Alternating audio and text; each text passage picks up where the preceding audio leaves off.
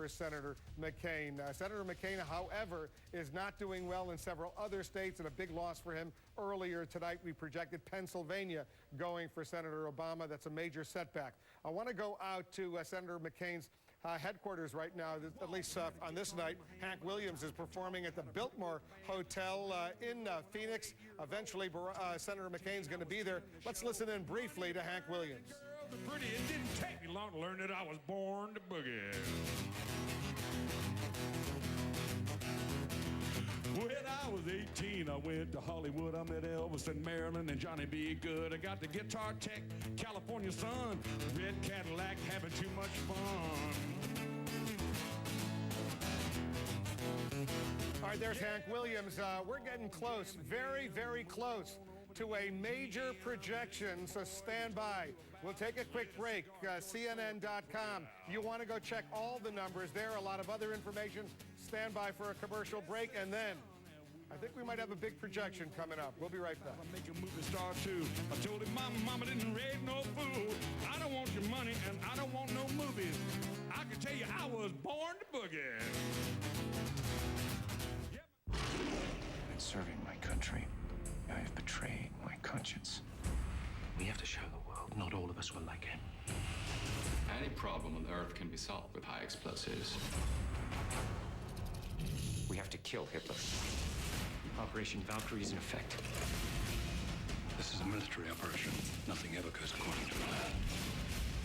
Hitler's Germany has seen its last sunrise.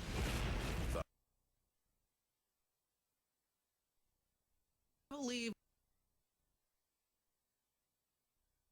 ever on our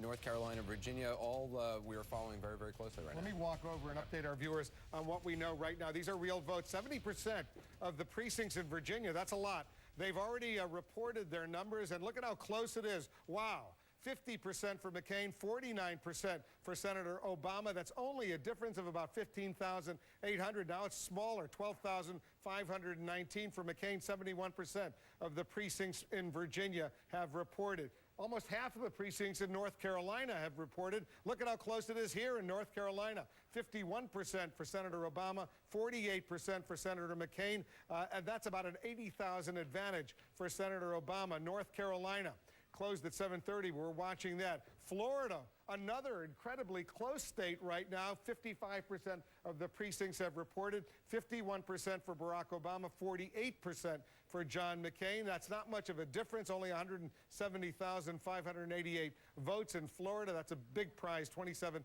electoral votes. And in Ohio, 15% of the precincts have reported. 56% so far for Senator Obama, 43% for Senator McCain. That's a lead of almost 200,000 for Senator Obama in Ohio. Campbell and John, Ohio, I don't think we can stress how important it is, and we're watching the state very closely. No Republican has ever won the presidency without Ohio, Wolf. And I know, as Wolf said, only 15% reporting right now, but still give us a sense for what's happening there, John. This is a good mix. This is a true battleground state, and you see it in the numbers. Obama's leading right now, but you see the numbers filling it around here. Here's the biggest thing. If you're the Obama campaign, we're only at 15%. And you're saying, wow, this is a tough one for Republicans. One of the things that makes you encouraged at the moment is nothing so far from Cuyahoga County, which is Cleveland. Not only is it an African-American population, a big Democratic stronghold, but it's a little more than 12% of the state population. One of the key things to watch is Republicans will be encouraged down here. This is a key area down here because the last time a Democrat won Ohio, it was in 1996. Excuse my reach for coming across. And it was Bill Clinton, and he proved the Democrats could win down here in southeast Ohio. So McCain has to be encouraged by that at the moment. But in the population centers, Campbell, when you come in Franklin County, in the center of the state, the capital of Columbus, Barack Obama putting up 60 to 40 right there. And again, let's go back in time. All night long we've been talking about the margins then and now. Let's just go back in time and look. 4 years ago, much closer, within 10 points there. So John McCain underperforming George W. Bush in that county as we continue to watch Ohio. I want to shrink down the state and a couple other places to watch. Obviously, we're waiting for the vote up here. This is a blue-collar vote area in here.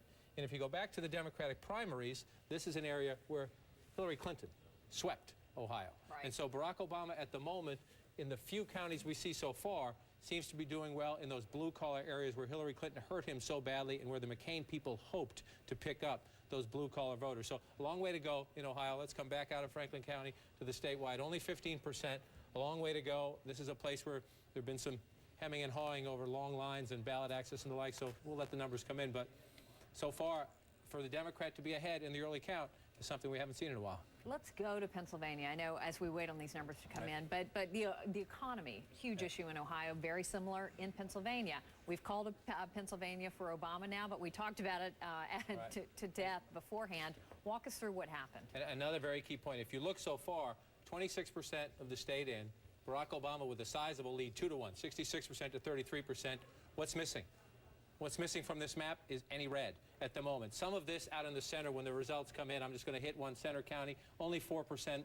I think you could bet, and you can bet by the end of the night, this is blue because the state is blue. By the end of the night, a lot of this will fill in red. But here's the key thing. Remember after the primaries, everybody said, can Barack Obama win down here? Right. Why do I raise the question? Because let's go back and look at the Democratic primaries. Scranton, Allentown, Bethlehem, Reading, blue collar, the old steel industry right in here. Hillary Clinton trounced Barack Obama here. This is where McCain said, we're going to find Democrats, Hillary Clinton voters, and we're going to get them to vote for us. But if you come forward to where we are now, and you look at the race now, results still coming in, only 26%, but you go into these counties, 55 to 44, that's fine for Barack Obama. In Allentown, 60 to 40. He is proving in the end that he could deliver the blue-collar votes he lost in the primary. One more quick footnote. I talked at length to Senator Bob Casey, a big Obama supporter in Pennsylvania last night. He said if he was worried about anything, it was over here. Allegheny County and in southwest Pennsylvania, 61 to 38. Those worries obviously overstated.